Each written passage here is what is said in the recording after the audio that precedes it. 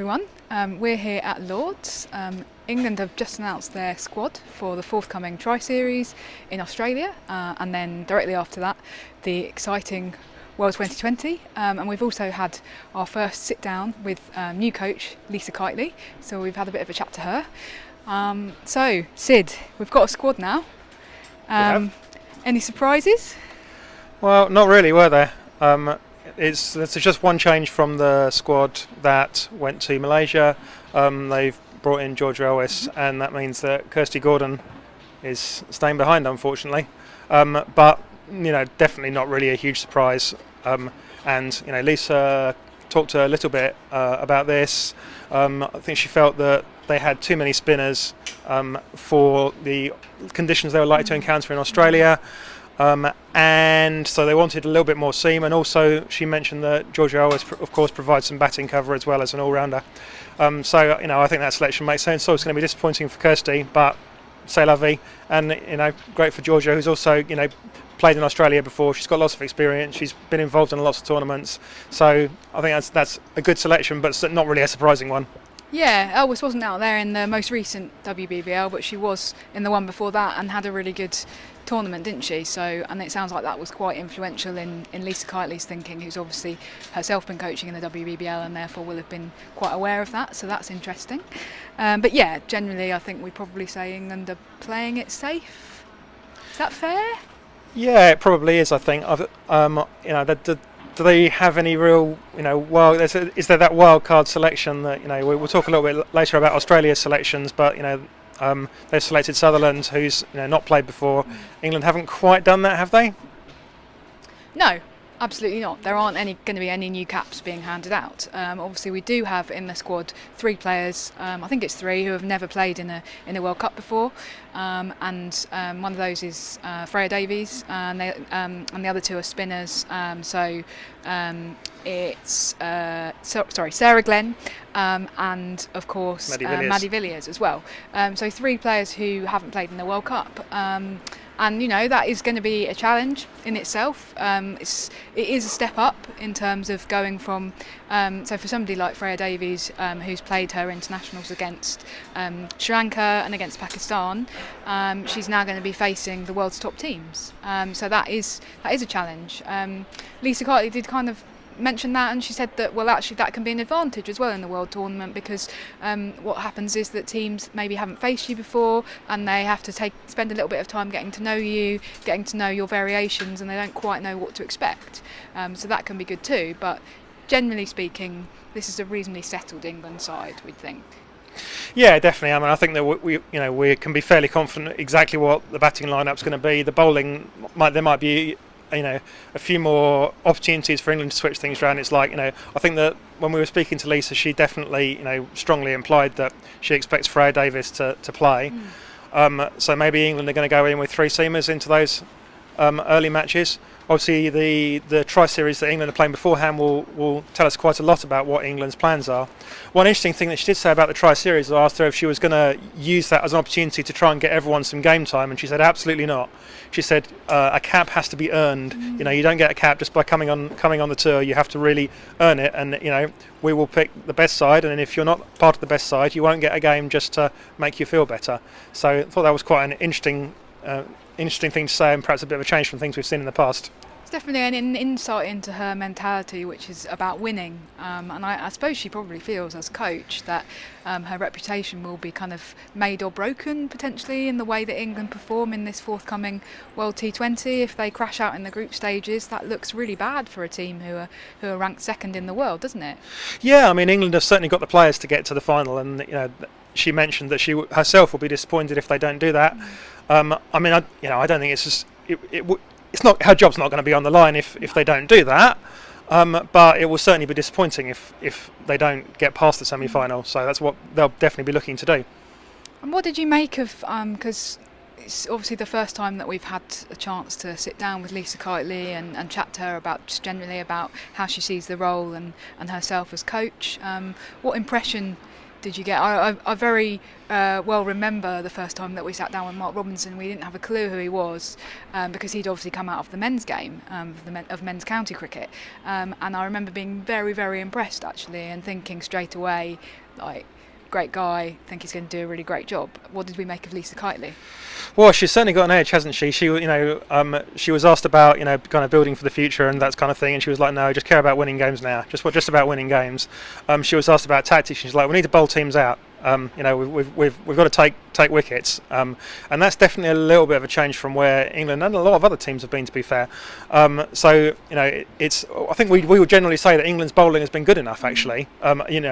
Us as commentators over the last couple of years, we generally haven't had many complaints about the bowling. But what she's actually come in and said, well, actually the bowl. She didn't quite say it in these terms, but the impression you get is that she's thinking, no, the bowling isn't good enough. They need to take more wickets. They need to put teams under pressure, because she was saying that that's the way you take the pressure off the batsman, by ensuring that the bowlers have done their job, and that makes the batsman's job easier if the bowlers have bowled them out for less or got them bowled out completely. Yeah, the actual question was, what one thing are you going to be looking to change straight away? And she said, we're going to be looking to bowl teams out. So it's all very aggressive, kind of, very forthright. I was actually... Very Aussie. Aussie. No? Okay. You're meant to say oi, oi, oi, aren't you? Sorry. Never mind. Is that a neighbour's thing, Raf? Well, you'll see, because we'll be out there soon.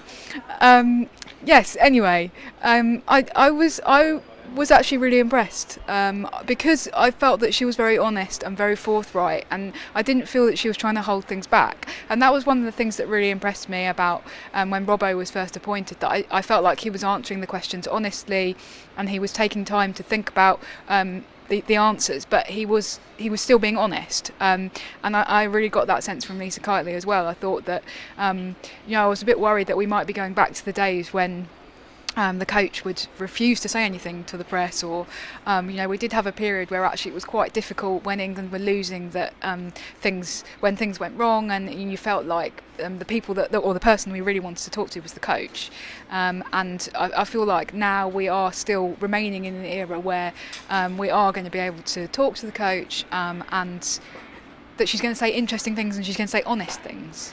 Yeah, hopefully. I mean, that obviously makes our job easier as journalists, yeah, it does. But it also makes the whole game more interesting rather than people being closed up, I think. So I think that's positive, definitely. Yeah. And another really interesting thing that she said, which I asked about, was obviously Lisa Kitely was the coach of the England Women's Academy until 2015, and there are players who she spent many years coaching who have since fallen out of the England setup. And I said, will you be looking to bring those players back? And she said, if people are performing, then yes. And she specifically mentioned a few names. So Sophie Luff, somebody who was very big in the England setup. Until she kind of fell out of things a few years ago. Holly Armitage, she mentioned Tash Farron, who lost her contract. So all those were mentioned by her as players that she could bring back. She was like, if someone's performing, they're going to play in my team. Yeah. So that's it's very much about the winning now thing there, isn't it?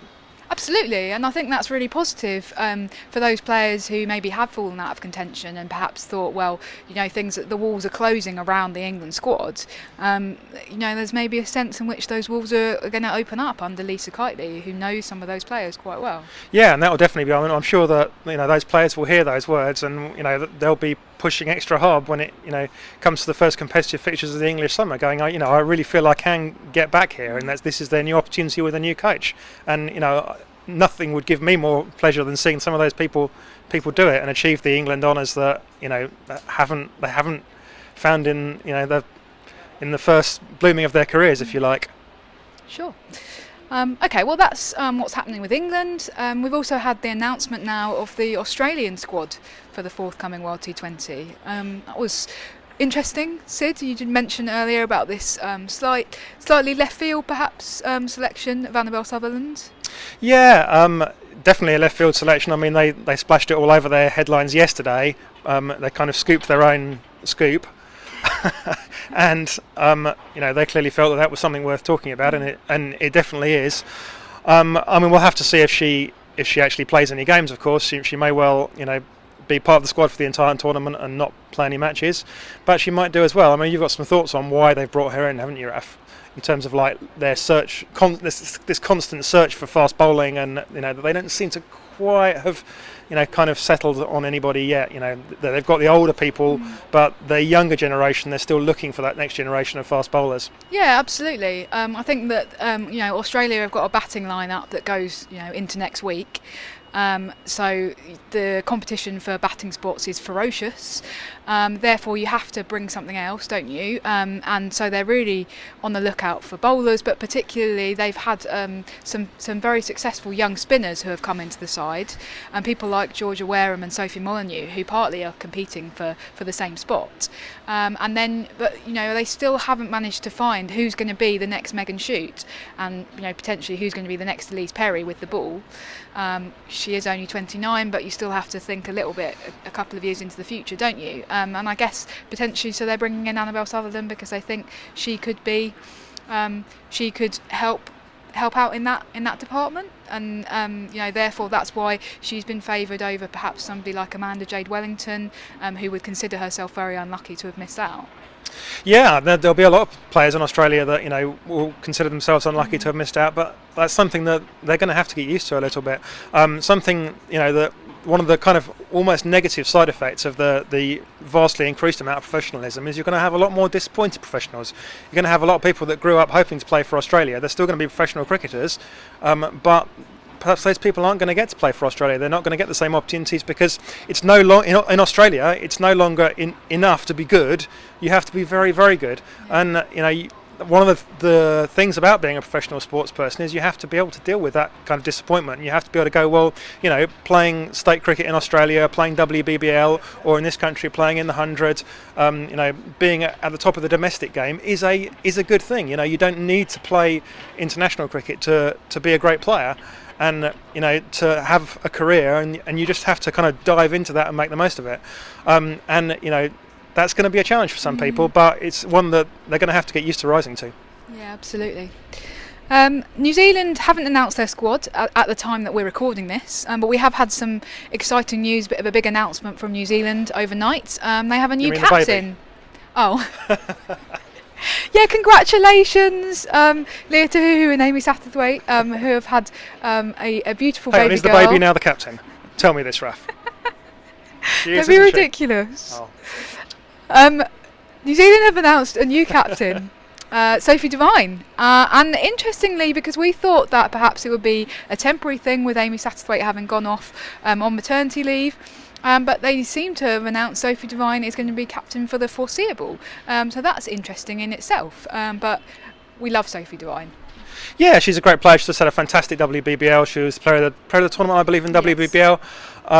And she's been a top player for a long time now. I think that New Zealand do have a little bit of a problem in terms of the captaincy. That what their issue is that they've got nobody between the ages of 20 and 30 that's certain of their place in the team. Everybody that's certain in their place in the team are the four players who are past 30, two of whom are, well, one of whom is absolutely out on maternity leave, one of whom presumably is temporarily on maternity leave at the moment, and then Susie and Sophie. And then at the other end you've got Amelia Kerr. Now, clearly Amelia Kerr is going to be the captain of New Zealand. She's going to be the captain of New Zealand for a long time, but they obviously felt that it wasn't quite her moment yet. Still only 19 years old. So, but Sophie Devine, I'm sure, will do a great job at leading from the front. New Zealand have developed a little bit of a reputation for bottling it in big tournaments, haven't they? We've tipped them for tournaments, and they've been a bit disappointing when it's actually when push has come to shove. So what can Sophie Devine do about that? Well, she can lead from the front. That's her thing. That's what she's going to be able to do. It could happen for them still, because at the end of the day, T20, a couple of great players like that, and Sophie Devine and Susie were still among the world's best players, despite the fact that perhaps the next level down of New Zealand's players, because they haven't had the same professional opportunities, aren't quite up there. But with those really great players at the top, they could still come in and upset everybody. I guess the other thing to say is that presumably Rachel Priest will be back in the squad for this tournament. She obviously wasn't in the squad for the last World T20. Another big impact player. Yeah, that could potentially make a difference. Although another player the wrong side of 30, of course. Absolutely. So it's not the long-term future. No, but it re-emphasises your point, I think. It'll be interesting to see how New Zealand get on. It'll be interesting to see how Australia and England get on. We're actually going to be there in Australia. We're really excited. So presumably the next video will be coming at you from Perth. And we won't be wearing downy jackets. We'll probably be wearing t-shirts and complaining about it being too hot. So we're looking forward to that in 3 or 4 weeks' time, and we will see you in Australia. See you in Australia.